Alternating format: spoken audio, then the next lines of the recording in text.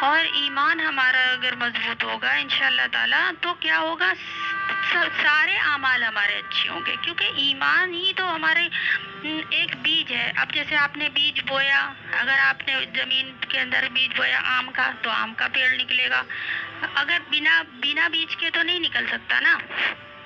اسی طرح ایمان بیج ہے ہمارے اعمال کا، اگر ہمارے اندر ایمان ہوگا تو ہی ہم عبادت کریں گے۔ اور اگر کسی کو مار مار کے عبادت کروایا جائے، زبردستی پریشر ڈال کے، تو ان کی عبادت میں کوئی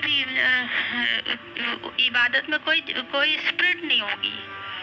وہ ایک کام سمجھ کے کرے گا، مجبور ہو کے مجبوری میں کرے گا، تو نہ ہماری عبادت شعوری عبادت نہیں ہوگی، انکانشیسلی وہ بس ایک کام سمجھ کے کرے گا۔